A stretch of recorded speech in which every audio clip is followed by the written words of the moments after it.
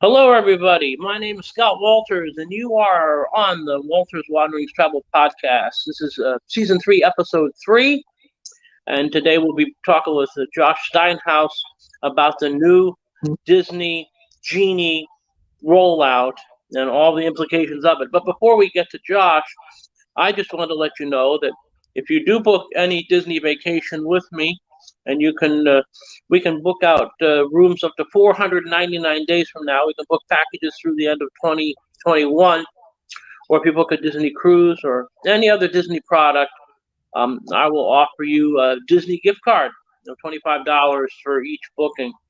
That'll help pay for the Genie program. So there you go. So our guest today is Josh Steinhouse. He does a very nice blog, and he'll introduce that to us in a second. And we're going to discuss this new Genie program because it's somewhat complicated. It's somewhat simple. It's got three different levels of, and it's like peeling from an onion to get to all the insides of it. So, Josh, thank you for joining me on the Walters Wanderings Travel Podcast. First of all, introduce yourself, your affinity to Disney, and you can give an initial plug to your little blog you do. Sure thing. So, hi, everyone. My name is Josh Steinhouse. I have been a Disney fanatic since probably in the womb. Came out stamped with Mickey Mouse on my butt.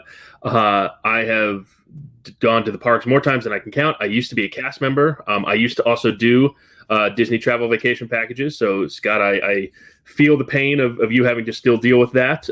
Your gift card is a very generous offer. My blog now, so my last name is Steinhouse, and my blog is Steinhouse of Mouse, which I thought was clever, at least at the time. And more importantly, the URL wasn't taken. So steinhouseofmouse.com, you can find all of the blog posts I do.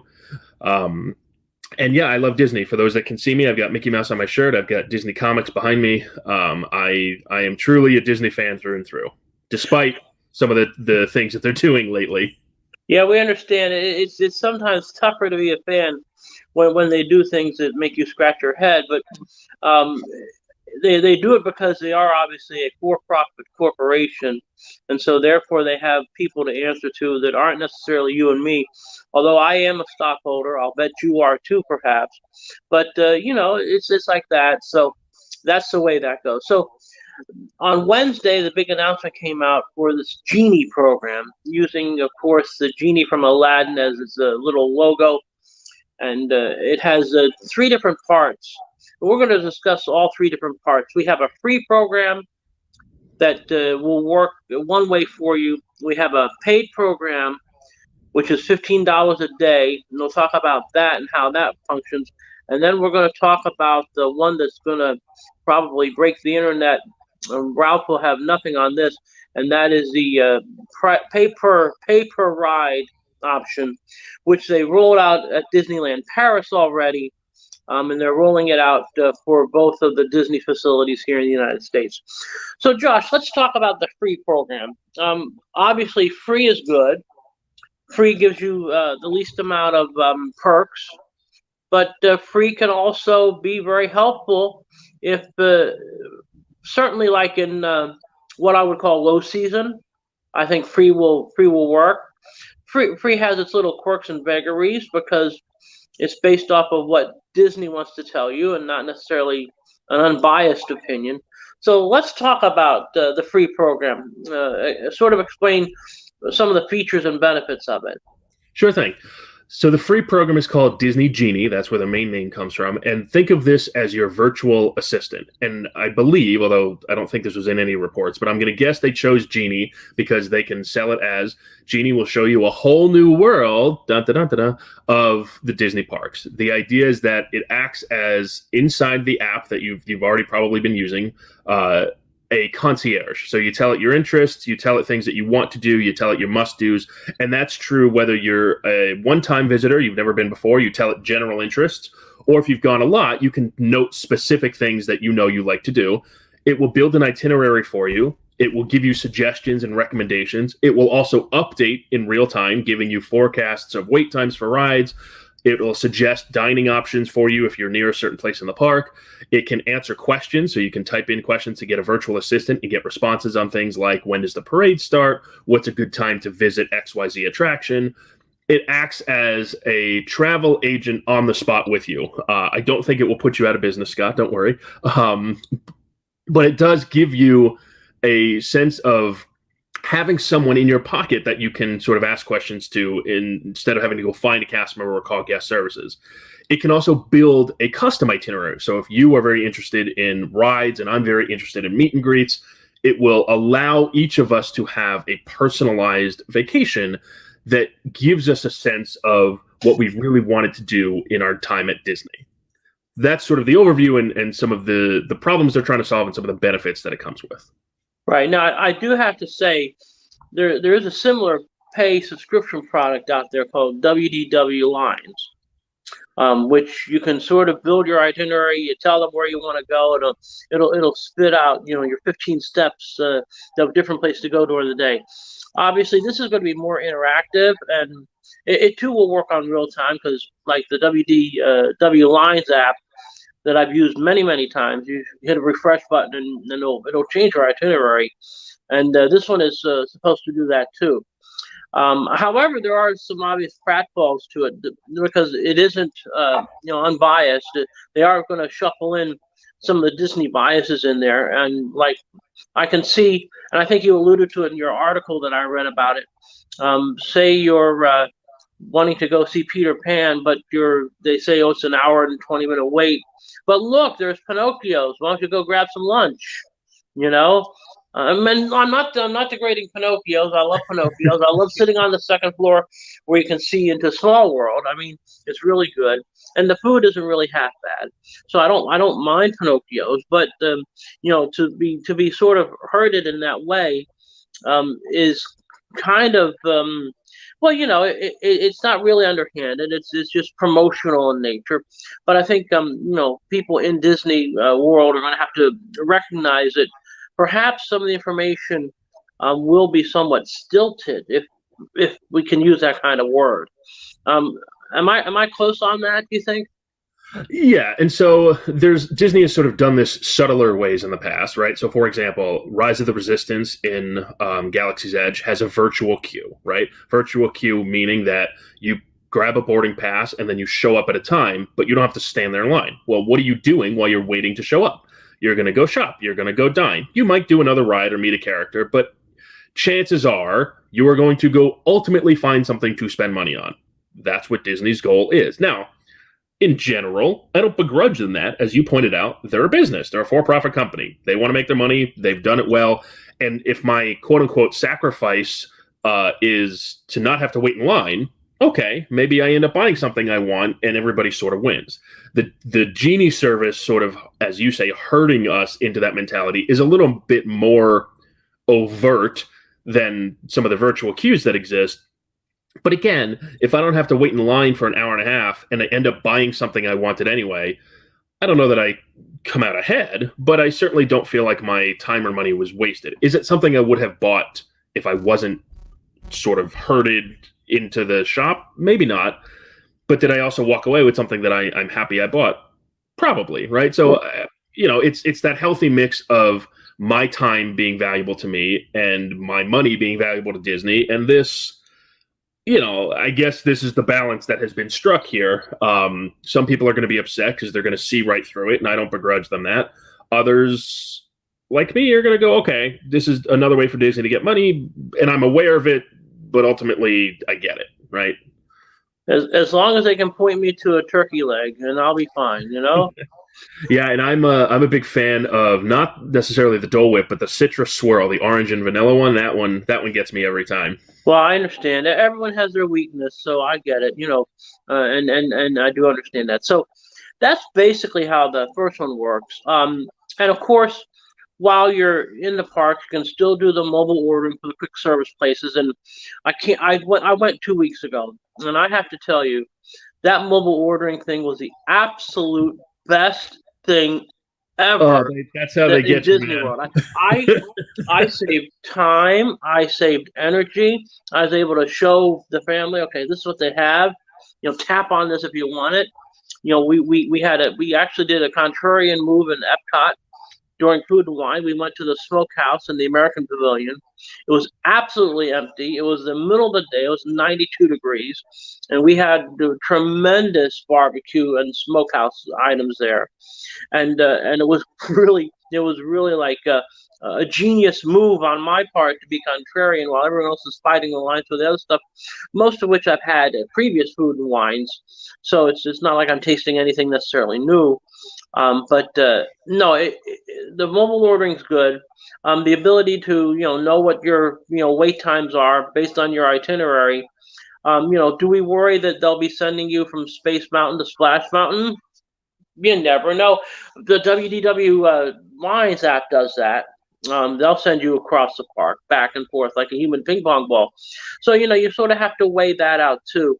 And I've always been one to divide and conquer the parks that way, because all the parks sort of have these divisions in them. So what I'm going to tell clients is I'm going to tell them to do a cluster thing where they cluster in one spot, take out all the things there, then they can go ahead and reprogram to the next place they need to go to. And I think that'll be more efficient than back and forth and back and forth. So that takes care of the free part, and I think we've covered it pretty well. Let's talk about this $15 a day per person option, which they're calling Genie Plus. Basically what that does, for $15 a day, and you don't have to buy for the entire length of your trip. So like if you're going to Magic Kingdom and you realize it's a Saturday and you see that the crowds are going to be bigger, you want to buy this, probably, and it will help get you on some of the rides, not all, faster, and that's a really important point. You'll also have the full access to the regular Genie parts, and I think that's about it. Is there anything I missed with this Genie Plus for $15 a day per person? No, other than it's technically what they also offer, and it is extremely trivial. If you're at Disneyland, it also gets you your photo pass downloads. And Disneyland is $20 a day for those that go to that park. For Disney World, it's $15. You get some photo enhancements, which basically means Mickey Mouse shows up in your photo. And both parks offer what they're calling audio tours, which literally is probably going to be just me and possibly you listening to these special tours and facts and trivia about certain attractions. So no, I understand that. So yeah, and we do have to remind that if you do want the Memory Maker at Disney World, that is still the additional cost. $169 if you order it up beforehand. $199 if you wait until you're like in the parks. Basically, they do have a daily fee too. It all depends on how you do it. I've done a daily one. Because I don't do all the parks every trip because I've gone so many times. I don't feel the need to do that. I do a lot of resort days and other things, but so that you have to keep that in mind. So now the $15 also what that does is it gives you what would be considered the old Fast Pass. So at 7 o'clock in the morning, if you're on site or if you're staying on site in a resort, you can go ahead and program your first of these fast passes or whatever they're going to call them. So say you're planning to go to Animal Kingdom, you can pop in for the Flight of Passage and maybe, or maybe not, we'll get to this in a second, but you can certainly pop in for, say, Dinosaur at Animal Kingdom, and you can go there and you'll be able to go ahead and do that. And then when you're done with Dinosaur, you can go ahead and pop for the Cali River Rapids and so forth. And it'll work in all the parks that way. And it'll work on the hopper basis too. So if you hop from one park to another, you'll be able to take advantage of that $15 a day because that transfers with you. Now we get to the juicy stuff, the stuff that's somewhat, we're going, as they would say in Frozen, into the unknown here. And this is where we talk about the third part, which is the lightning line. Not lightning line. It's lightning, like comes out of the sky when it's raining. The lightning line. For $20 per person, you can get 2 premium rides in this fast pass kind of way. But the thing is, they really haven't announced what the rides are, and there's perhaps going to be there's going to be another thing too. This kind of 3A on this. So walk us through this lightning line business, because this is somewhat complicated and it needs to be discussed. Yeah. So Genie Plus, that 15 per day per person, will get you access to, I would suspect, probably about 90% of the attractions in any park you're in. That other 10% is going to be what they're calling basically the a la carte option, right? The Lightning Lane Access Pass. You do not need to buy one to buy the other, right? They're separate, distinct features.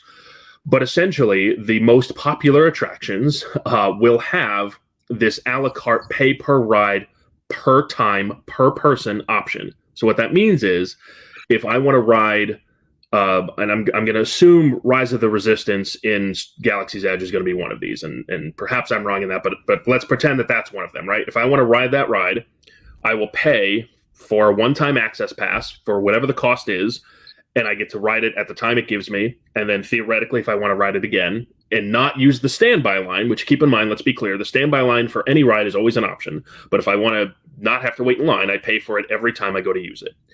The cost for this, I've heard a lot of different numbers, but more importantly, what they've said distinctly is that it will be on-demand pricing. So for any of you that have Easy Pass express lanes on a highway, it's the same concept. The more people use it, the more in demand it is, the higher the pricing. So the 10% or so of rides that are not part of Genie Plus, you're going to pay every time you go to use it. Whether Disney will put limits on how many times, whether they'll put limits on how many you get per day, all of that is to be determined. I don't even know if they know that yet. And I imagine it will change as time goes on. Right. But theoretically, you could be paying hundreds of dollars a day for this. This demand pricing can be really interesting because, for example, just we're doing hypotheticals here, people. So just keep this in mind. For example, New Year's Eve, you want to ride the Seven Dwarfs Mine Train, and you have a family of four. It could cost you easily $100 to ride it once on New Year's Eve. If you waited until January 8th, a mere 8 days later, when the parks are basically empty and they're not quite set up for the marathons, and then the Run Disney weekend that happens around Martin Luther King weekend, you might be able to do that for $16 for your family of four. Yeah. It really literally will become that. And again, no one really knows, and Disney, of course, is keeping it under wraps. You know, Bob Chapek and the management team has not divulged that, but they have divulged that there will be this kind of on-demand pricing. And again, the Easy Pass analogy, or even sometimes with sports tickets or concert tickets, that kind of analogy. You want to go see Genesis, you're going to pay $300 to sit in the back row, strapped against the wall. But if you want to go see, the Scott Walters trio, it'll cost you, I'll have to pay you $10. So it works just like that. So, and keep in mind that $300 for those backseat Genesis tickets could buy you a week of Disney Plus. But it could definitely get you the Genie thing without question. So there's a lot to unravel here. I think the bottom line is there will be some people for whom this benefits. I think it'll benefit those people who either A, really don't know a lot about Disney and just want to sort of get their feet wet in it. I think it'll benefit people like you and I who are pretty well versed in Disney and, don't necessarily need to know which way to go, because sometimes, things get weird and, rides will stop and all of that. So it'll help us. I think the $15 thing will help most families navigate, especially on busy times. But again, because the standby lines are going to be open for everything, or at least we think so, because I don't know if the virtual queues are going to stay forever at the Rise of Resistance or other attractions that they may open up to that concept. Well, again, we have to wait and see. It could be a matter of virtual queue, or you pay this extra lightning line charge. It could be like that. We don't know yet. And then I think that the people that it hurts the most are obviously the ones that don't have devices to plug in. And we know the number of those folks is fewer and fewer and fewer. We get that, but I think the fact that we're relying so much on technology is is a blessing and a curse. And for me, like I said, the mobile ordering, it was the absolute best thing I ever. That was the best thing I think Disney's really come up with in a long, long time. Um, and it won't affect anything to do with your dining. The dining's still going to be 60 days from the start of your trip, or if you're staying off campus, as I like to say, it's one day. It's one day at a time. It's 60 days. So it's going to be interesting. Now, do we have an actual rollout date on this, Josh? Not officially. However, the fact that they've announced it in the middle of August, and the 50th anniversary is October 1st. I can't imagine that it would be after that, right? They've said fall of this year, but fall technically is September through December, right? Right. The 50th anniversary should be your calendar mark for now. It's possible it will be before then, which, to be honest, I suspect, right? I think they're going to want to have it out a couple weeks prior to the anniversary to be able to talk about it. But it may premiere on the anniversary itself. If it happens later than that, I will be shocked. They've got the system ready to go to preview. They just need to flip the switch. I think they're probably doing the beta testing now. I wouldn't be surprised. I know that the attractions have been remarked with different signage already. I'm guessing they'll do beta testing with whatever population they choose. They didn't choose me because I was already there. No, and they didn't choose you either. The one other thing I want to talk about is the changes, which is actually pretty beneficial for the disability access people. They have a disability pass. You used to have to go to the guest services of your first park, and you used to have to stay in line for an hour and sort of shuffle through and get your pass if you had someone with a realistic disability that needed to have special attention. Now, what that did was basically you would go to the ride attraction, and you would see what the fast pass time was, and the cast member would say, "Here's a little slip of paper. Come back at this time. 40-minute wait. Come back in 40 minutes." They would do that, and you go through the fast pass line. Now they're going to set it up so that if you have a legitimate disability, you can go ahead and sort of be ahead of the game and sort of let them know that, and then they'll be able to work with you on getting into those lines at the same time as you would have with the disability pass, but you won't have to go through the whole guest services thing. I think that's a good and positive change. Yeah, I completely agree. And so essentially what this allows for you to do is both pre-register and have day of availability without having to go talk to a cast member, without having to go wait in line. For those that either are not sure or have not used it before, just to be clear, you can ask for things like a wheelchair, right, or a scooter, and you can have those separately from a DAS pass, disability pass.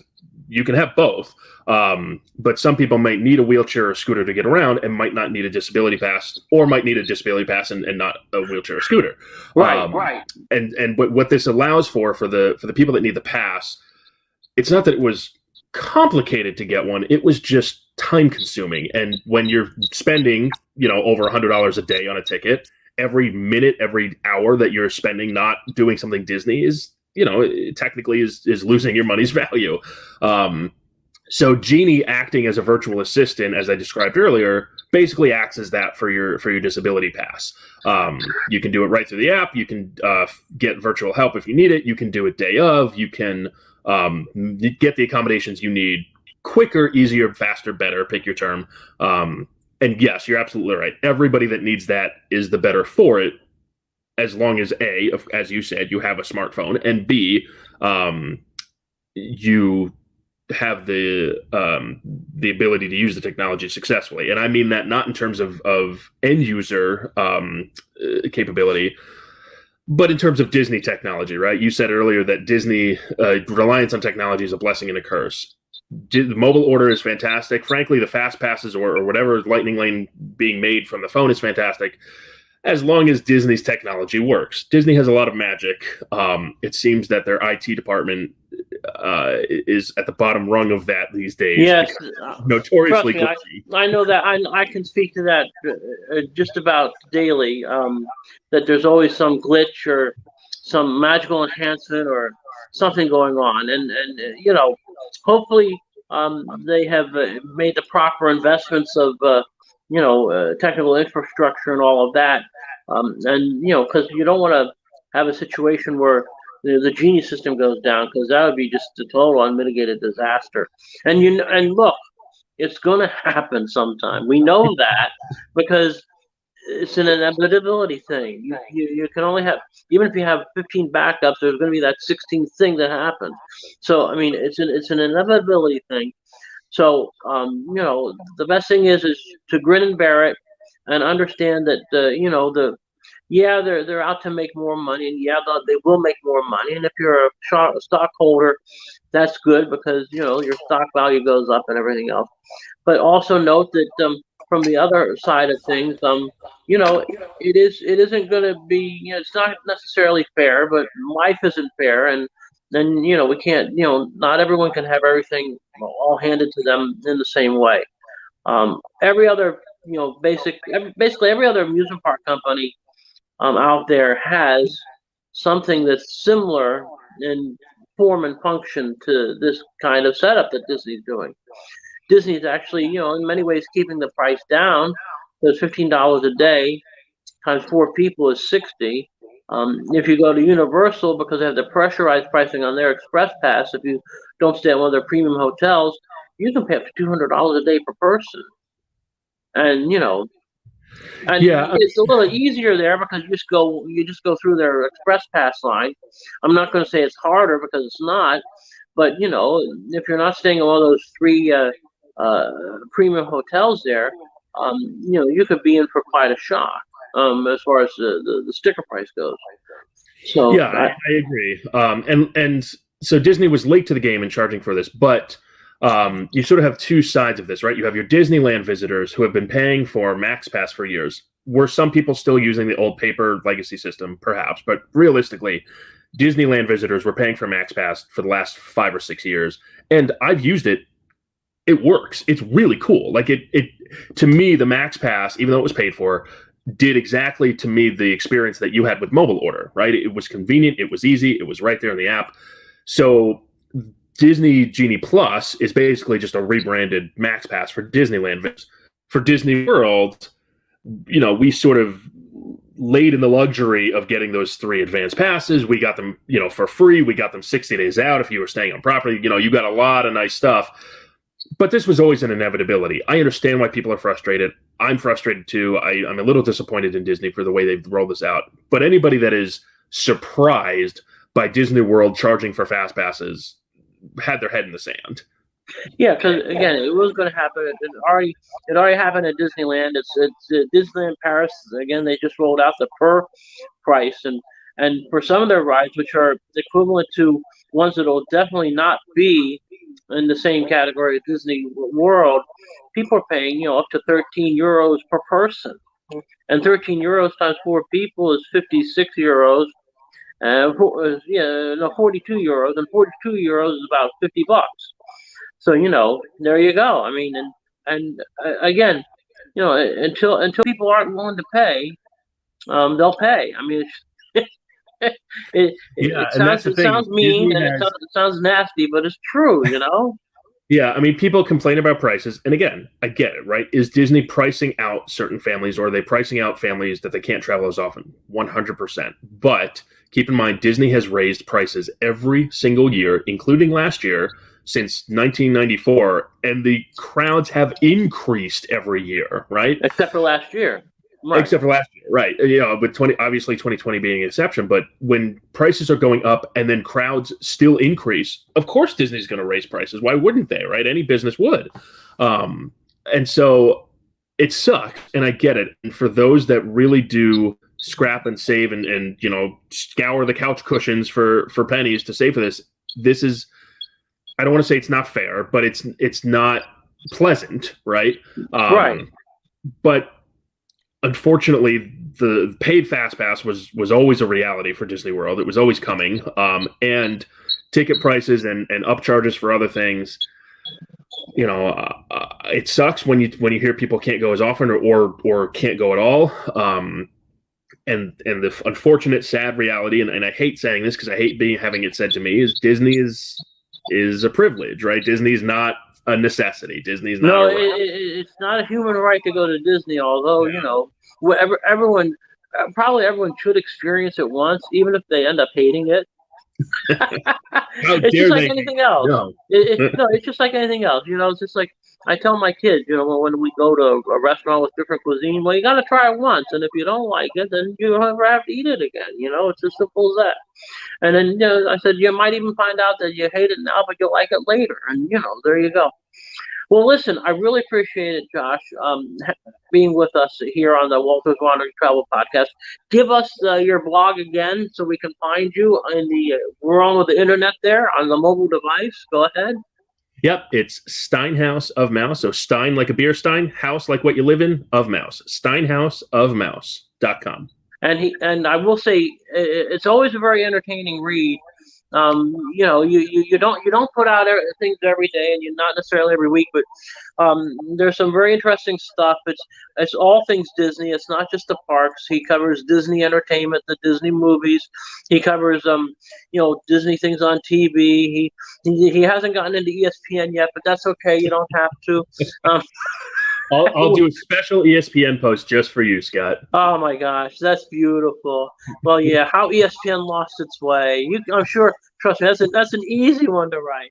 Well, anyways, I really appreciate it. And again, if you are going to travel to Disney in any form, be it Disneyland, Disney World, Disneyland Paris, Tokyo, Hong Kong, Disney Cruise Lines, Adventures by Disney, any of those things, I'll throw in a gift card of $25. Look, if you book a big enough package, I'll probably even squeeze out some more pixie dust for you. So again, yeah, why not, right? So Josh, thank you so much for joining us, and this has been the Walter's Wanderings podcast. I appreciate all of you listening and watching on the YouTube channel, and have a great day. Thank you. Thanks so much.